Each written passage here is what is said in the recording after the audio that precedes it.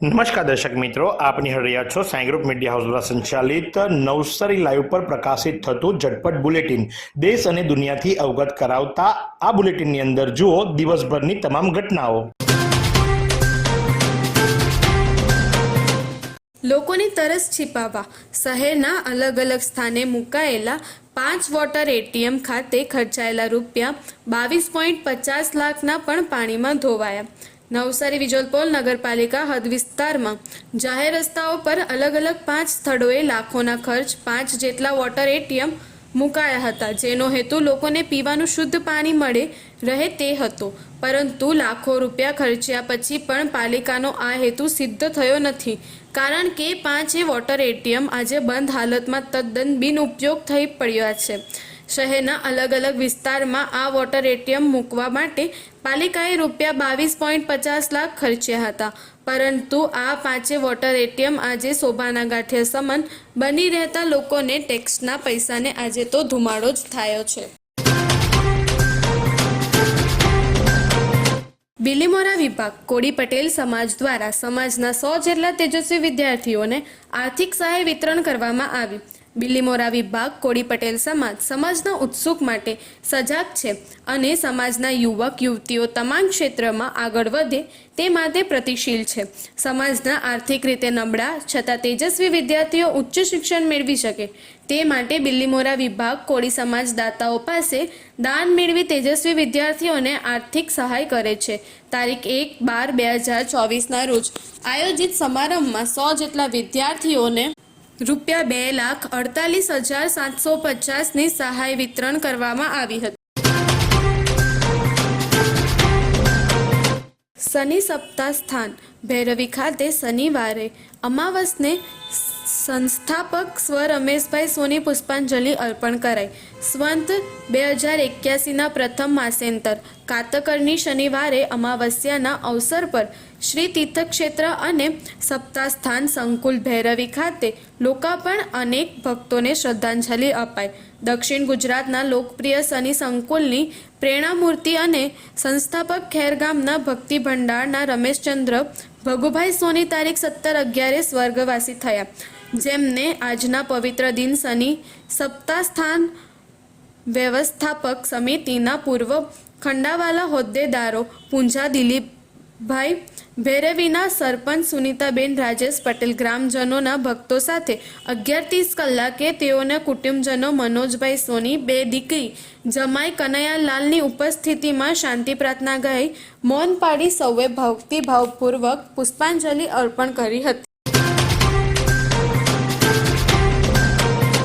ધનોરીના રંગ વિશ્રામ મંદિર ગંગા સ્વરૂપ દ્વારા પાદુકા પૂજનથી અવધૂત બાપજીની પુષ્પાંજલિ અર્પણ થઈ। વલસાડ તાલુકાના ડુંગરથી 8 ગામ જતા માર્ગ ધનોરીમાં રંગ અવધૂત મહારાજની પધરામણી થઈ હતી, જેને અનેક ભક્તો દત્ત ઉપાસના રંગ ભક્તિને રંગાયેલા છે। ગુજરાતમાં દત્ત ભક્તોનું નાદ ગુંજતો કરનાર પરસ્પર દેવો ભવનું સૂત્ર આપનાર નારેશ્વર નાથ રંગ અવધૂત મહારાજનું બાળપણનું નામ પાંડુરંગ વડામે હતું, જેમણે 60 વર્ષ પહેલા ધરમપુત્ર ગુપ્તેશ્વર મહાદેવ સંકુલના ભૈરવી ખેરગામ 8 ગામ ધનોરીમાં સત્સંગ વિચારણા કર્યું હતું, જેની સ્મૃતિમાં ધરમપુરમાં રંગ મંદિર કે ધનોરીમાં રંગ અવધૂત વિશ્રામ મંદિરની સ્થાપના કરી। અવધૂત ભક્તો દર ગુરુવારે દત્તબાવની ભજન ગુરુ લીલામૃત ગાય પઠન અનુષ્ઠાન કરે છે। નવસારી જિલ્લા બાળ વૈજ્ઞાનિક પ્રદર્શનમાં દેગામ હાઈસ્કૂલના બાળ વૈજ્ઞાનિકો દ્વારા પ્રોજેક્ટ રજૂ કરાયો। GCRT ગાંધીનગર પ્રેરિત GC અને તાલીમ ભવન નવસારી જિલ્લા પ્રાંત શિક્ષણ અધિકારીની કચેરી, જિલ્લા શિક્ષણ અધિકારીની કચેરી, નવસારી માર્ગદર્શન અને ગુણવંતભાઈ રમણભાઈ વિદ્યા મંદિર સાથે આયોજિત જિલ્લા કક્ષાનું બાળ વૈજ્ઞાનિક પ્રદર્શન 2024-25 આયોજ્યું। મુખ્ય વિષય ટકાઉ ભવિષ્ય માટે વિજ્ઞાન અને ટેકનોલોજી અંતર્ગત વિભાગ નંબર 3 વિભાગના નામ કુદરતી ખેતીનું કૃત્રિમ નામ નિરોગી જીવનનો આધાર ZBNF zero budget natural farming વિષય પર યુવા વૈજ્ઞાનિકો શિવમ જીતેન્દ્રભાઈ ઢીમર, ઝીલ અશ્વિનભાઈ રાઠોડ, શિવાની ચંદ્રકાંત પટેલ, હરીશભાઈ રાજેશભાઈ ચૌધરી માર્ગદર્શન શિક્ષણનું નામ સુનીતાબેન વી પટેલના માર્ગદર્શન હેઠળ પ્રદર્શનમાં સહાયની દેખાવ કરનાર બદલ દેસાઈ હાઈસ્કૂલ દેગામના આચાર્ય અને શાળા વ્યવસ્થાપન સમિતિ દ્વારા અભિનંદન પાઠવવામાં આવ્યું.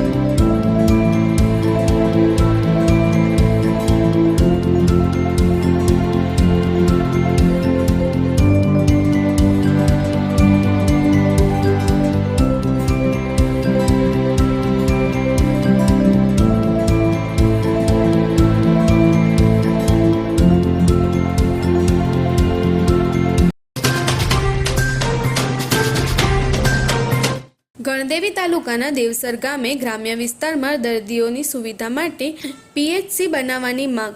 ગણદેવી તાલુકાના બિલ્લીમોરાને અડીને આવેલ દેવસર ગામ અને તેની આસપાસના વિસ્તારમાં વાર્ષિક પ્રાથમિક આરોગ્ય કેન્દ્રની સુવિધા નથી, જેને લઈને આ વિસ્તારના દર્દીઓ અને તેના સંબંધીઓને ભારે હાલાકી ભોગવવી પડે છે. દેવસર પંથકના દર્દીઓ, અકસ્માતમાં ઘાયલ થયેલા લોકોએ પણ પ્રાથમિક સારવાર માટે ઠેક ઠેક બિગરી આરોગ્ય કેન્દ્ર સુધી લાંબા થવું પડે છે. બિગરી પીએચસી દેવસરની 9 કિમી દૂર આવેલ છે, ત્યારે ચોમાસા દરમિયાન રાત્રિના સમયે દર્દીને બિગરી સુધી લઈ જવા ખૂબ જ મુશ્કેલી પડે છે.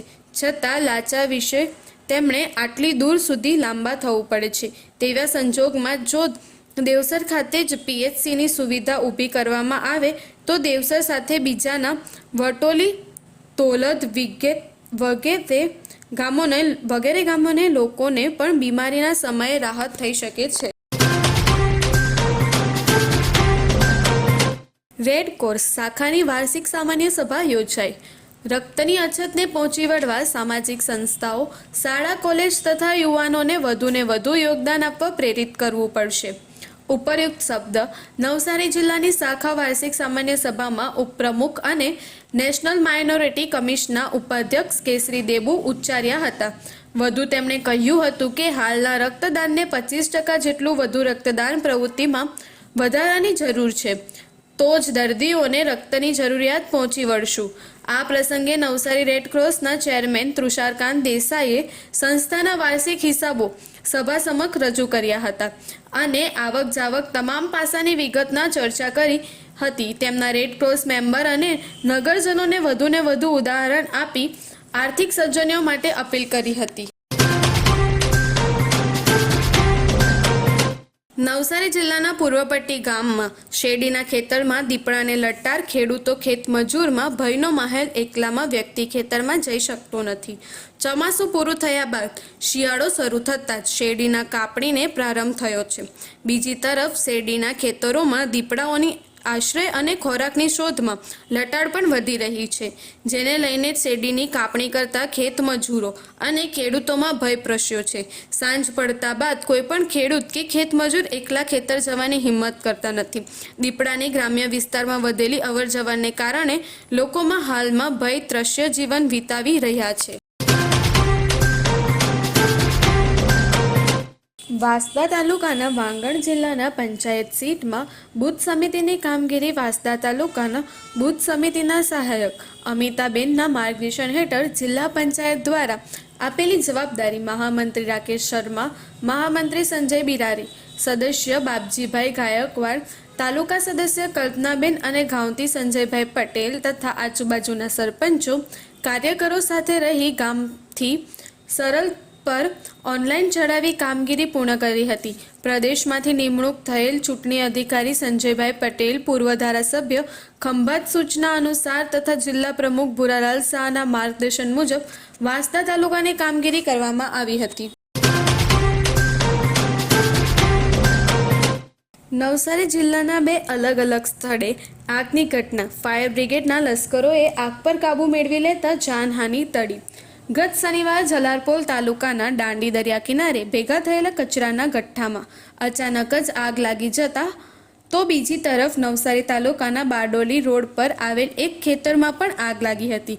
આ આગની ઘટનાઓ અંગે જાણકારી મળતા સ્થળ પર ધસી ગયેલ નવસારી ફાયર બ્રિગેડ લશ્કરોએ આગ પર કાબૂ મેળવી લીધો હતો. જો કે આ બંને ઘટનાની કોઈ પણ મોટું નુકસાન થવાની જાણકારી મળી નથી.